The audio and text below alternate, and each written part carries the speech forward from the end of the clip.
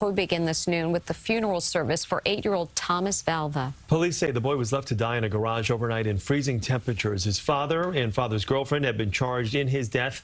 CBS 2's Carolyn Gusoff is live in Melville with more on today's emotional service. Carolyn? Well, good afternoon. Truly a heart-wrenching day here in Melville as friends and strangers gathered to mourn a little boy remembered as a beautiful life. A little boy that only wanted to be loved, but instead fell victim to a legal and social system that failed him. A small white and gold casket for 8-year-old Thomas Valva, but a flood of emotion for a little boy who didn't have to die. As his mother and young brothers filed into St. Elizabeth of Hungary Roman Catholic Church, her co-workers and family in blue ribbons lined the entry as tears flowed for a child most here didn't even know. I feel the need to be here. I have a child the same age, a boy, and I just couldn't even imagine going through something like this. To die in such a horrendous way and by the hands of the parents are just heartbreaking. It's a very sad situation.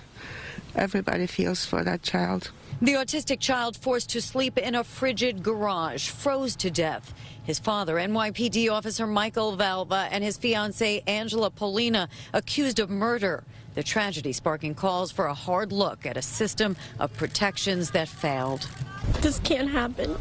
This can't ever happen again. Inside, the bishop who baptized Thomas challenged the 200 mourners. It is a death that doesn't make sense, the death of an innocent child, a death that cannot be forgotten. We have to do something about it. I hope that the message of this tragedy will teach so many hearts and so many lives, just simply because we have to do something about this.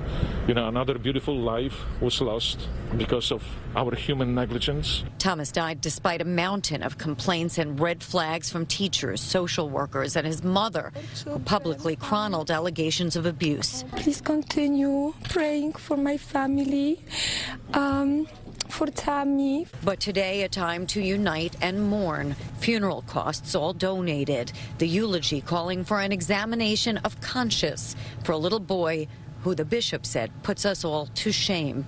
I feel that we failed this little boy. System fell, or we as religious or social leaders, we failed him because we are the ones who are supposed to make change. We are the ones who are supposed to protect life.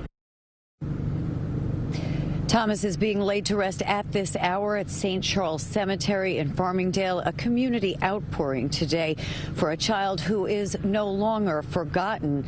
The bishop urged people to be more human to one another. In Melville, Long Island, Carolyn Gusoff, CBS 2 News.